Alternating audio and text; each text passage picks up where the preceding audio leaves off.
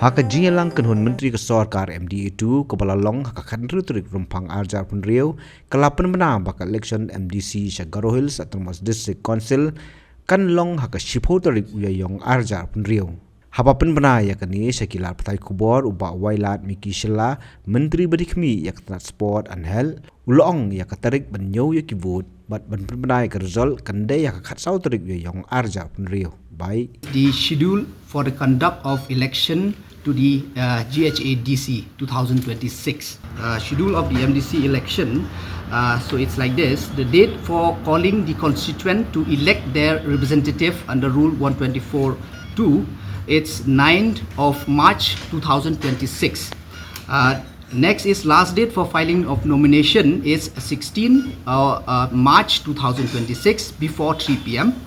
Date of scrutiny of nomination paper it is on the same day, that is 16 March 2026 after 3 p.m.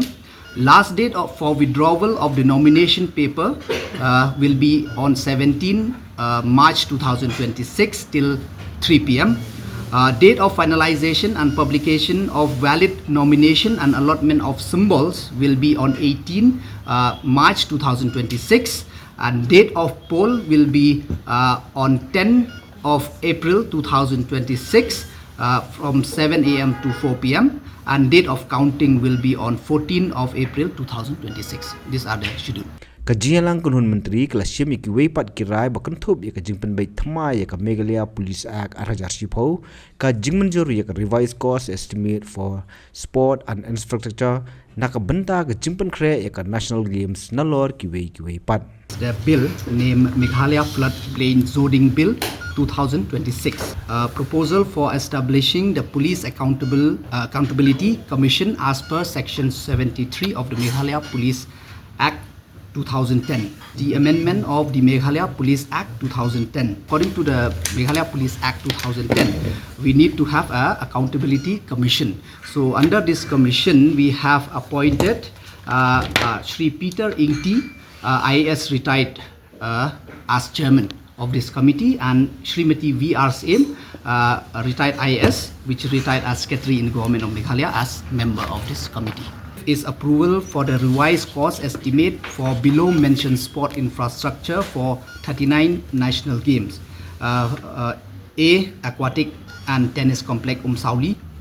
B. Hostel block Sauli. C. Sunny Hills Tura. D. Patagon Nemengja Sangma Athletic Stadium Tura. Regarding sport, because we have taken the decision that whatever estimate which increase, the revised estimate which increase above 25%, so it has to be got approved from the cabinet.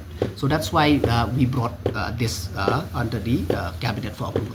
No, it has crossed the amount of 25% because all this, like I already mentioned, the aquatic and tennis complex, because we have to add additional practice pool, diving pool, and along with the sitting arrangement.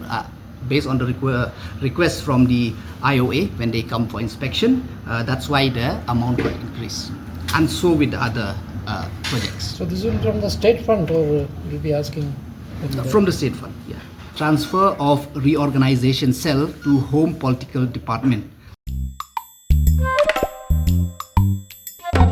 Habatin, page bahagi kishab, kashab plus F.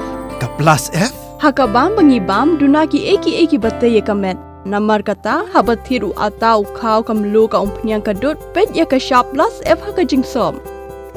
Yaki nutrient kumki vitamin bat ka ayan la icon diat bat ka bathau bha kam kta I ka dur jingki marbam ka jingma lani ka rukom shed yaki. Balehi banai kita. Kadon ka we ka jing mentoy ba kongsan. Ka kot ka kia.